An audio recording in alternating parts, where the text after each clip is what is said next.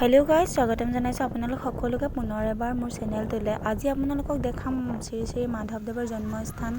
আজি আমি গৈ আছো এইফালে বাহৰ আগে আগে গৈ আছে। আমি পিছে পিছে বাৰ ঘৰ নাৰায়ণপুৰতে। তো বা ঘৰলৈ কালি আহিছিলোঁ, তো এয়া দেখাই এবাৰ চাই যাওঁ বুলি ভাবিলোঁ। এয়া আমি আহি পাই গ'লোঁ। এয়া দেখিছে মহাপুৰুষ মাধৱদেৱৰ জন্মস্থান। এয়া আমি এতিয়া গেটেদি সোমাই আহিছোঁ।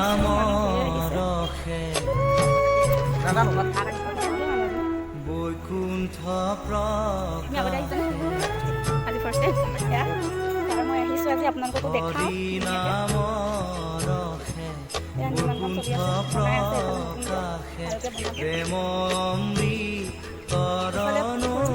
পুখুৰী পাৰলৈ যাম এতিয়া, দেখাওঁ শ্ৰীমন্ত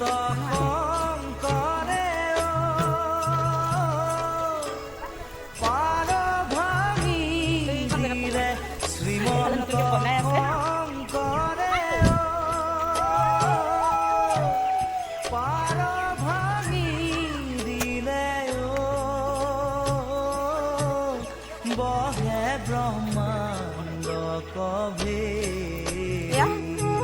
নামঘৰৰ ভিতৰলৈ যোৱা মেইন গেটখন মহাপুৰুষ মাধৱদেৱৰ জন্মস্থান। ভিতৰত শৰাই এতিয়া চলি আছে, আমিতো ভিতৰলৈ নোসোমাওঁ, দেখাই দিছোঁ। আজি ফাৰ্ষ্ট টাইম আহিছোঁ আমি। কেনেকুৱা লাগিছে আপোনালোকক? এইফালে শৰাই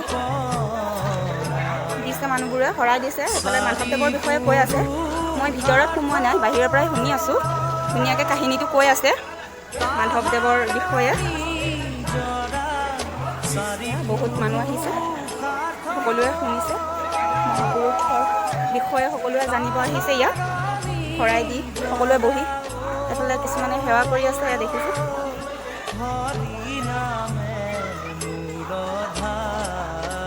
পৰিৱেশটো বৰ ধুনীয়া।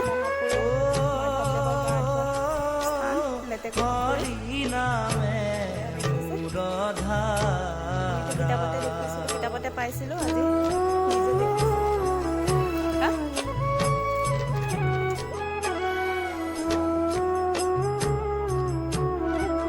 এইফালে বগাকৈ যোনটো দেখিছে দুটা আছে, কিন্তু ইয়াত এটাহে উঠিছে কেমেৰাত। কাছ, এইফালে দুটা কাছ ওলাই আছে। নাহি নাহি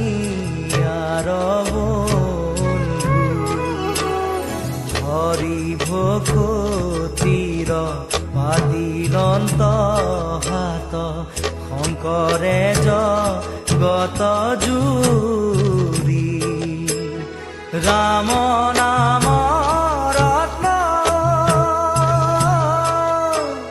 বেচায়া জগতে। এইখিনি হৈছে মাধৱদেৱৰ আচল জন্মস্থান, মানে লেটেকু পুখুৰী।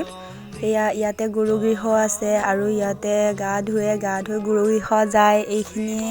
আৰু এইফালে আৰু নতুন নামঘৰ বনাই আছে, ইয়াতে অংকীয়া ভাওনা হ'ব, সেইটো কাৰণে।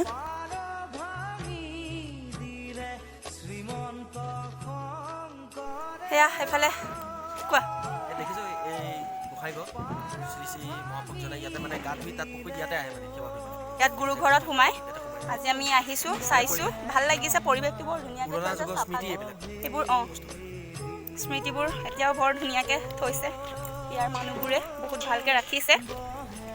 আপোনালোকক যিমান পাৰোঁ দেখাইছোঁ বাহিৰৰ পৰাই।